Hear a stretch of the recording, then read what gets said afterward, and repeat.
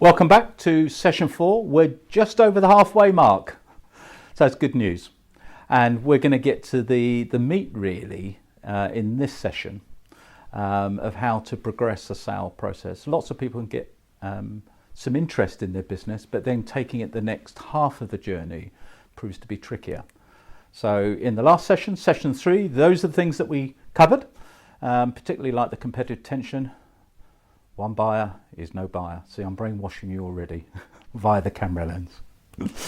In this session, we're going to talk about negotiation. I love negotiation. I'm going to recommend several books to you. They're going to flash up now. These books have been instrumental in helping me over several decades now, not only in selling businesses, but in sales full stop, how to negotiate. And I don't mean necessarily win-wins, because there's all sorts of ways that you can reach an agreeable position. So we're going to talk about the art of negotiation, because it's not a science, although there is a bit of science, but it's actually an art. How to turn down people that make you an initial offer, and how to create something called heads of terms. And we'll come on to that at the end part, before the end of the session. So 6 golden rules, another 6 golden rules, this time for the art of negotiation. And I've learnt this from other people. Some of them are in those books that I've recommended. Never, ever, when you're selling a business, give a price. Always invite indicative offers. In sales methodology, it's called price anchoring. Once you have mentioned a price to a buyer, you've immediately anchored that. That is a glass ceiling, because you don't know whether they were prepared to pay you more, because they've spotted something. There's something in their business that could make use of your business in some shape or form that makes it worth a high multiple, a premium price, but you don't know what that is. And you've scuppered the chance of getting that higher figure because you've given a number. So always invite indicative offers. Key thing, and I learned that from negotiation skills from Carras, never concede, always trade. So ideally, you want to trade something that has low value to you, but has high value to the other party. But never give things away. Always do it in exchange for something else that has value to you. And do watch out for last minute concessions, because some people's strategies in the buying is to leave it and leave it and leave it and leave it. And then at the 11th hour, they want you to make a change. And then you fell under pressure because you've almost spent the money that they're going to give you before you've had it. Always watch out for that. It is a bit DEFCON 5. Be prepared to withdraw from negotiation completely, but do it gracefully. Don't do it in a huff. Don't hit the buyer. Don't, you don't want any bad feelings. But sometimes the control of the negotiation can be achieved by you saying, look, do you know what, we've tried. And we've tried to look at it from different angles and we just can't reach common ground. So I think it's best in the interests of both of us that we leave it there. Now that is quite a powerful negotiation tactic, but to be used sparingly, because you can only use it once, usually. Definitely on the positive side, you want meetings with potential buyers to be consultative, not adversarial.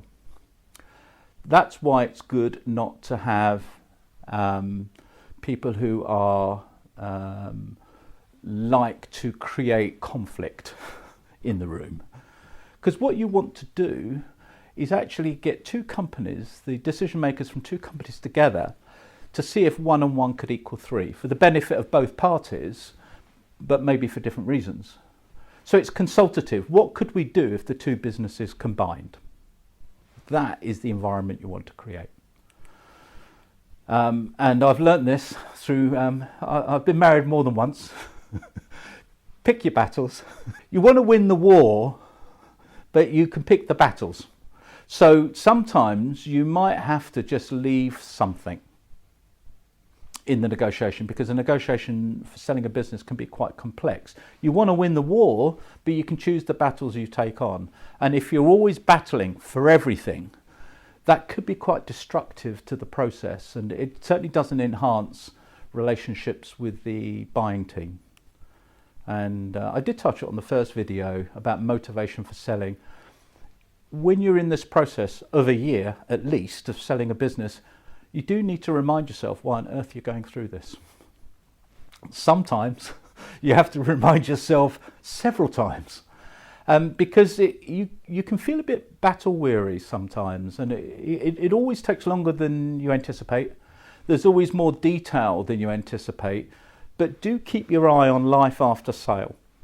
Why you're having to jump through these hoops or overcome these obstacles to get to what you really want, which is a life after sale.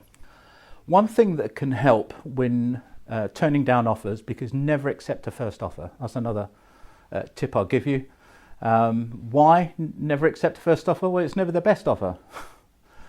Acquirers and buyers of businesses are fairly well experienced, and they're never going to give you their best price. What they're trying to do is see if they can get you cheaply. So I think it's always helpful. I don't mean just restricted to selling businesses, but generally to put yourself in the shoes of someone else. These are moccasins that you can see, and moccasins are distinct from shoes because they are soft-soled. So you can feel every stone of the path that you tread. And I think it's quite helpful in life generally to put yourself in someone else's shoes. Wear the moccasins of someone else. My good friend Philip Delisle taught me this. What it does is it puts you in someone else's mindset because you're experiencing the things that they're experiencing. That makes you a more compelling negotiator because you're empathetic to their position and how they see things. That doesn't mean to say that you can see it all over the place. You wouldn't. But at least you can be empathetic, and it will come across that way when you interact with them. The way to turn down an offer, even if it's a half-decent one, is to use this wording. You choose your own wording, but this is the thing. Thank them for coming up, because usually it's in writing, an indicative offer. They've taken time to do that, and the methodology and the rationale. So someone spent quite a bit of time putting this together. Thank them, but give them a commercially reasoned argument as to why they should increase their offer.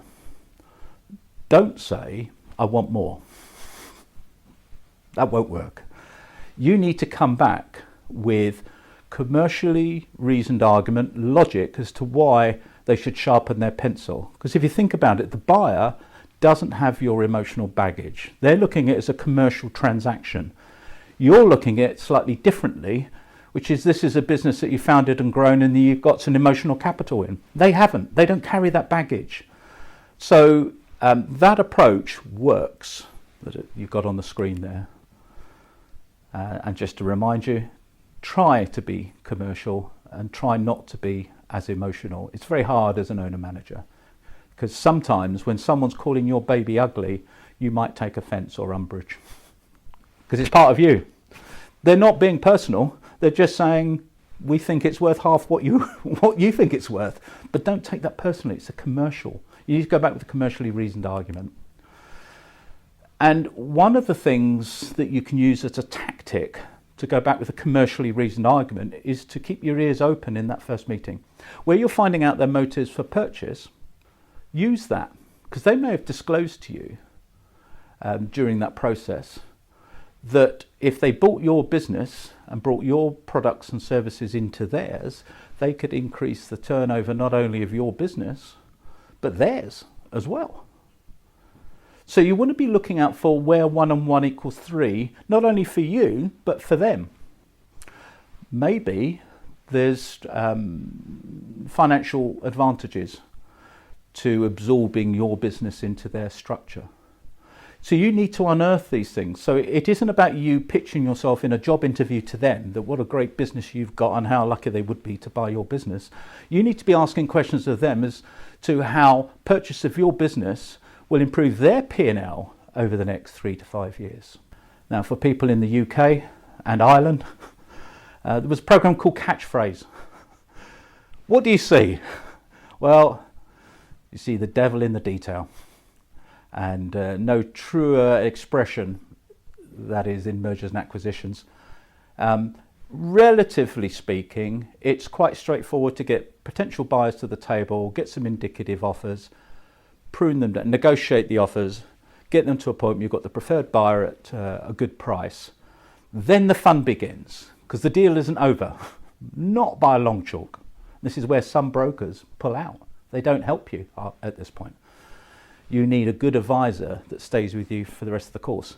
The devil in the detail. This is often culminates in something called heads of terms. It's not the, as I've mentioned before, it's not the contract, it's the pre-agreement, so that what was said in various meetings or telephone calls and emails can be brought into one, it's usually quite a few pages, outlining what the offer is, what's involved, what's not involved, and both parties sign. That's where the fun begins, because at that point, once heads of terms is signed, due diligence starts. So that's the drains up exercise on your business to make sure, the buyer wants to make sure what you've said is true. If heads of terms is written in the right way and covers the right things, it will save you time, money, and more importantly, misunderstandings between buyer and seller. These are the things to make heads of terms effective. It isn't the contract. So some people fall into the pitfall, the trap of spending so much time, and some lawyers do this, so much time fashioning heads of terms. It gets so lengthy, so detailed, so complex, someone pulls out. Oh, and of course the only person to win out of that is the lawyer that's charging by the hour. So it isn't the contract.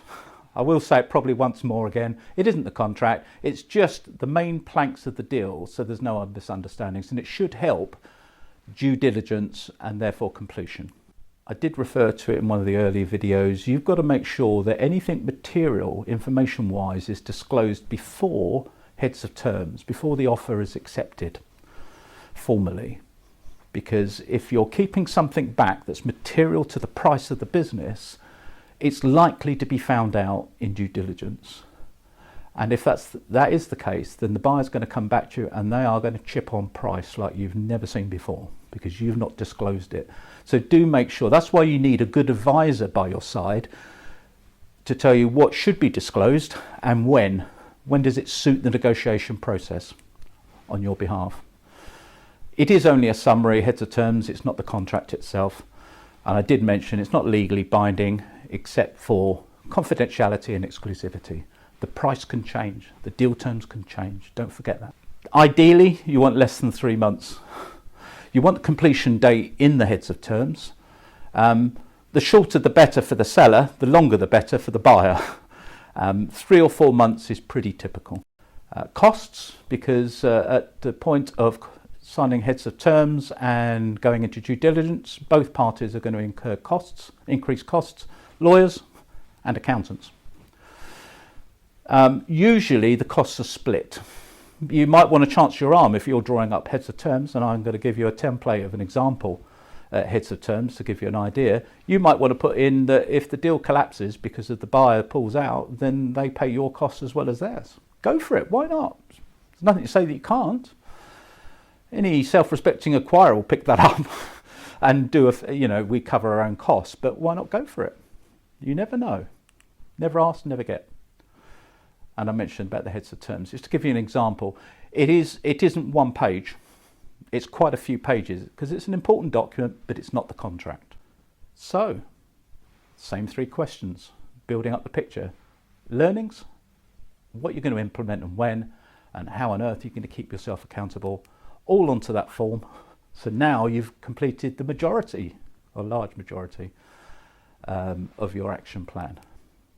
And that's the end of session 4.